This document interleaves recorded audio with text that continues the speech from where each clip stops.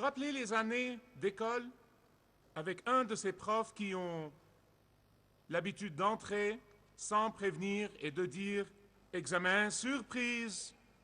Je n'aimais pas ces profs. Ils prétendent que les examens surprises sont censés repérer les élèves qui sont près de ceux qui ne le sont pas. Je veux dire, les élèves qui sont toujours bien préparés de ceux qui ne le sont pas. Et la raison pour laquelle je ne les aimais pas, c'est que j'étais le genre d'élève qui entassait les connaissances d'une année dans 2 semaines. Je ne savais donc pas ce que j'allais faire d'un examen surprise. Mais quand j'ai grandi, tout a changé. Je suis passé à l'autre extrême. Maintenant, je suis toujours trop préparé et j'essaie toujours d'être en avance. Les profs m'y ont poussé. Mais l'apôtre Paul n'est pas comme ses profs. L'apôtre Paul est le genre de prof qui vous prévient maintes et maintes fois que l'épreuve va venir, que l'examen va venir. Et même, il révise le programme 1 ou 2 ou 3 fois avec vous, vous prépare à l'examen, et avec tout ça, vous donne un examen à livre ouvert et dit « c'est le moment de passer un test, le moment de l'examen ». Je suis sûr que si je demande aux élèves de l'Église leur avis aujourd'hui, ou même l'avis de ceux qui étaient élèves auparavant, si je vous demande votre avis, la plupart de vous diraient « je n'aimais pas les examens ». Mais en réalité, les examens et les tests sont le seul moyen pour déterminer où en est l'élève.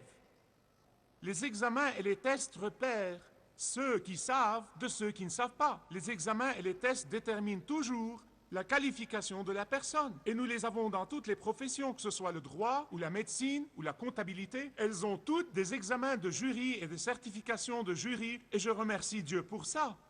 Imaginez un type qui prétend être chirurgien de cerveau, qui n'a jamais été à un examen de jury ou à la faculté de médecine. Ce serait désastreux. Et il en va de même dans la vie spirituelle. Il en va tout à fait de même. Nous avons des examens et nous avons des tests, mais ces examens et ces tests nous sont toujours imposés par nous-mêmes. Ils ne nous viennent pas de l'extérieur, ils nous viennent de l'intérieur. Ces examens et ces tests sont dans l'intérêt de l'individu lui-même. Ils ne sont dans l'intérêt de personne d'autre que vous et que moi. Et pourtant, tous ces examens et ces tests ont des conséquences plus importantes que n'importe quoi d'autre au monde.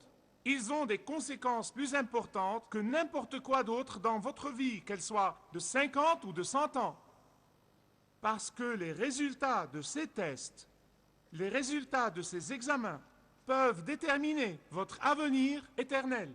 Les résultats de ces examens et de ces tests peuvent déterminer si vous passerez l'éternité au ciel ou vous passerez l'éternité en enfer. Les résultats de ces examens peuvent signifier, en fait, entendre le Seigneur Jésus-Christ vous dire ces paroles magnifiques.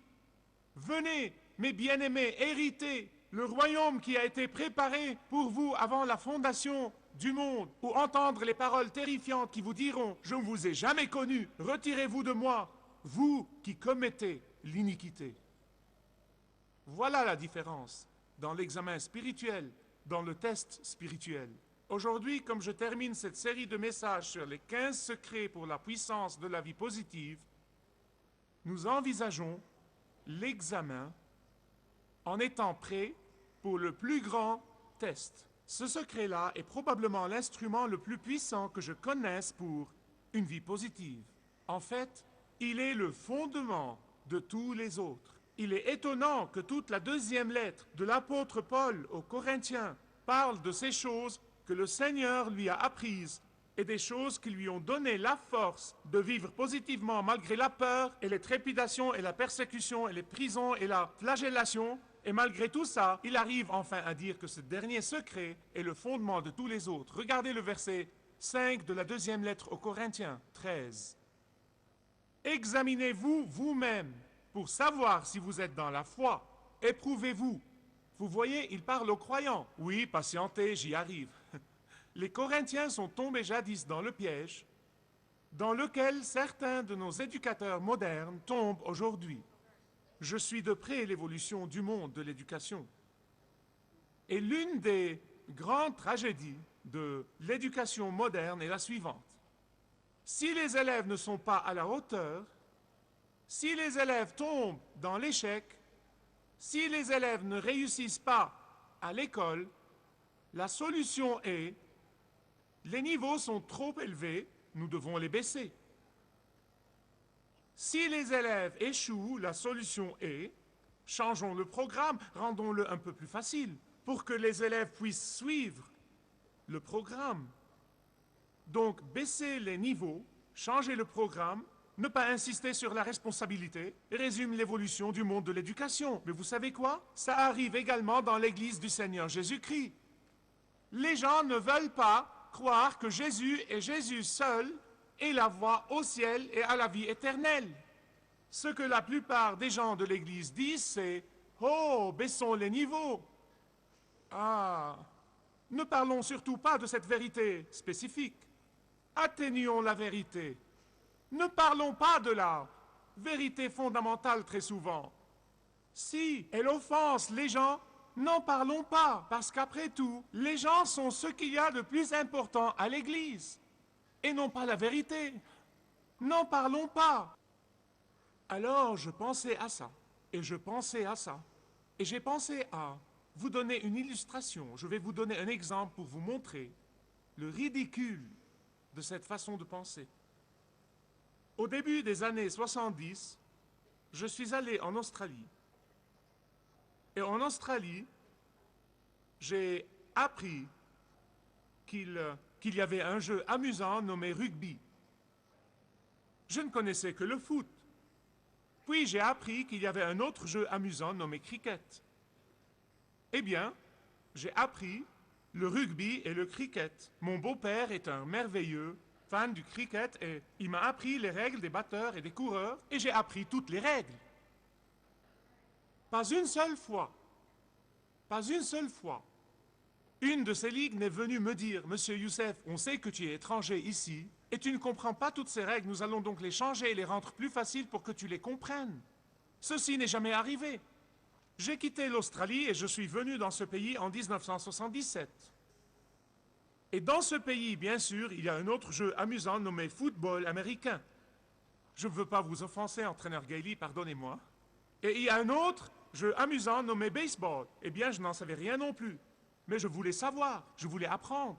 Si je veux être sur la touche, encourager mes enfants, je veux comprendre de quoi il s'agit. Mais jamais, pas une seule fois, l'une ou l'autre de ces ligues, la ligue du foot ou la ligue du baseball, n'est venue me dire « Tu sais, tu ne comprends pas, tu es nouveau ici et nous allons nous adapter à toi.